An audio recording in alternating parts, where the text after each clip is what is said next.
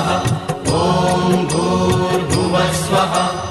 ॐ त्र्यम्बकं यजामहे सुगन्धिं पुष्टिवर्धनम् उर्वारुकमिव बन्धनान् मृत्योर्मुक्षीयमामृतात्। नमस्कार साथियों, मैं आचार्य रमेश दसमाना आपका स्वागत करता हूं मेरे इस वीडियो चैनल जिसका नाम है ज्योतिष दृष्टि।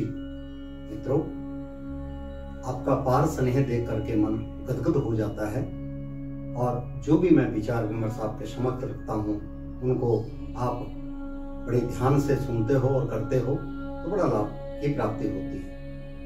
आजकल की जैसा समय चल रहा है, कहा गया है कि हमारी आयु निरंतर नहीं है। एक शब्द कहा गया है कि यदि वायु को रोकना चाहो तो रोक सकते हो, जल को रोकना चाहो तो उसके ऊपर बांध बना सकते हो और हर प्रकार की चीजों को रोक सकते हो, लेकिन बीता हुआ कल हम दोबारा नहीं ला सकते। इसलिए आज करे सो अब कर, कल करे सो आज कर, आज करे सो अब, पल में प्रलय होएगी बहुरी करेगा कब। इस विचारधारा को यदि अपने जीवन में आप तार लेते हो तो आपका कोई भी कार्य रुकता नहीं, निर्विघ्न संपन्न होता जाता है। निराश मत होइए।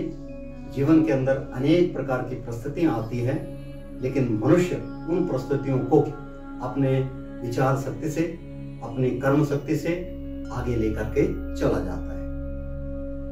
प्लान आप बनाते हो, कई बार प्लान सक्सेस होते हैं, कई बार प्लान सक्सेस नहीं हो पाते हैं, तो निराश मत होइए। जीवन के अंदर निराशा को कभी अपने ऊपर हावी मत होने दो, तो निरंतर आपका जीवन सुखदायक रहेगा।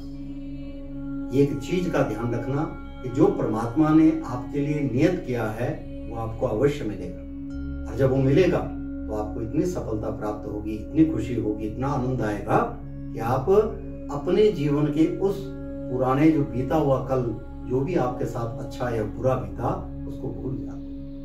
मित्रों, जीवन के अंदर एक सत्य ये भी है कि जो कुछ आप कर्म करते हो उन कर्मों का फल आपको निश्चित ही मिलता है।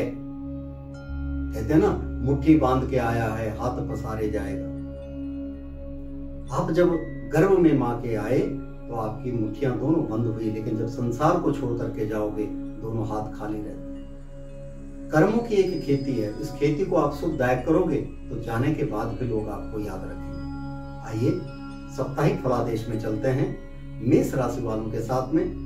सबसे उत्तम कार्य है मेष राशि वालों के लिए बड़ा अच्छा समय है। धन ऐश्वर्य की वृद्धि होगी, मित्रों से सहयोग मिलेगा, मान सम्मान बढ़ेगा और परिवार में सुख आनंद मिलेगा। वृष राशि वालों के लिए यह समय अति लाभकारी है। धन ऐश्वर्य मान सम्मान अनेक प्रकार की सफलता आपके चरण चूमेगी। गृहस्थ जीवन भी बड़ा सुखदायक रहेगा।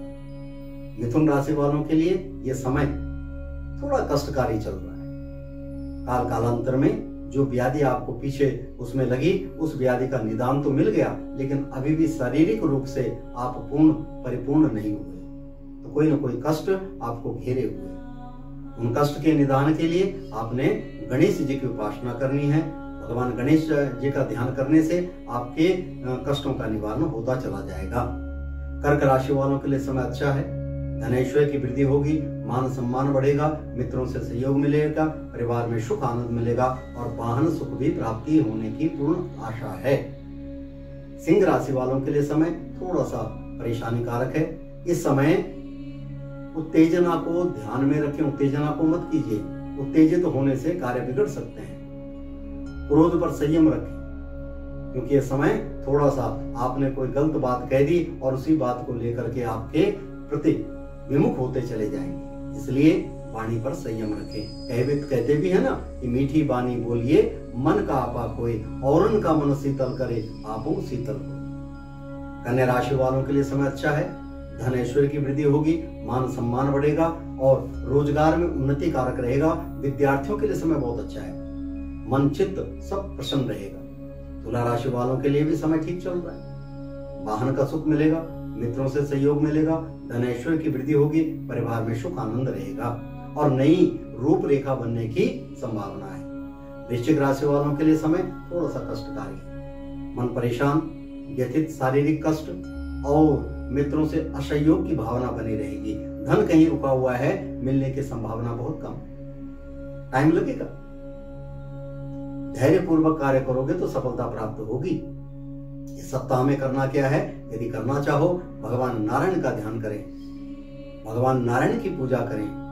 ओम विष्णुराराढमसि विष्णोः संपत्रेस्थौ विष्णु सूर्यसि विष्णु ध्रुवोऽसि वैष्णवमसि वैष्णवे त्वा या ओम शांताकारं भुजगशयनं पद्मनाभं सुरेशं विश्वाधारं गगनसदृशं मेघवर्णं शुभांगं लक्ष्मीकान्तं कमलनयनं योगविद्यानिगम्यं वन्दे विष्णुं भवभरणं सर्वलोकैकनाथं। भगवान नारायण का ध्यान करने से आपकी मनोकामनाएं पूर्ण होंगी। धनु राशि वालों के लिए समय अच्छा है। धन ऐश्वर्य मान सम्मान बढ़ेगा, वाहन सुख प्राप्त होगा, मित्रों से पूर्ण सहयोग मिलेगा और नए कारोबार की रूप रचना रेखा बनती चली जाएगी। धनु के बाद मकर राशि वालों के लिए समय बहुत अच्छा है।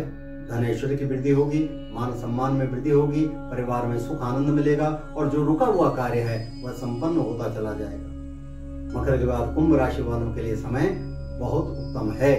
धन ऐश्वर्य की वृद्धि होगी, मान सम्मान और अनेक प्रकार की सफलता आपके चरण छूमेगी, मित्रों से पूर्ण सहयोग मिलेगा।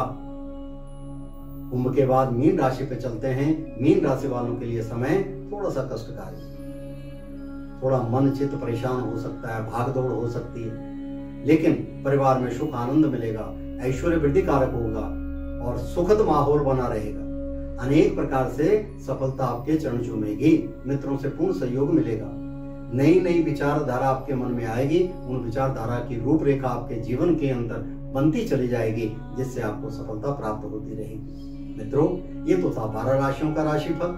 इन 12 राशियों को इनके अंतर्गत क्या करना चाहिए इस सप्ताह में यदि आप करना चाहते हो तो जहां पर भी आप रहते हो पक्षियों के लिए जल का व्यवस्था करें। अपने छत पे एक बड़े से मटके में या उसमें जो चौड़ा सा होता है जिससे पक्षी पानी पी सकें, पक्षियों के लिए दाने की व्यवस्था करें और जल जीव जितने होते हैं उनके लिए आप कुछ जौ के आटे की गोलियां बना करके डालें।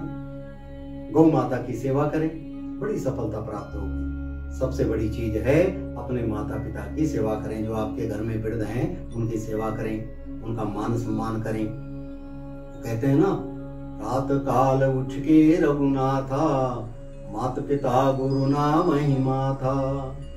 प्रातः काल भगवान राम, जिसको हम रामचरितमानस के अंतर्गत कहा गया है, राम हमारे प्रेरणा के सूत्र हैं, राम हमारे जीवन में रमे हुए हैं और राम हर जीव के अंदर, हर चल अचल संपत्ति के अंदर जुड़े हुए हैं। उन राम की जब महिमा आप सुनते हो वो यही कहते हैं कि प्रातः काल उठ के रघुनाथा, माता पिता के चरण कमलों की, गुरुजनों की पूजा करके, प्रणाम करके तब कार्य करते हैं। उनसे क्या होता है?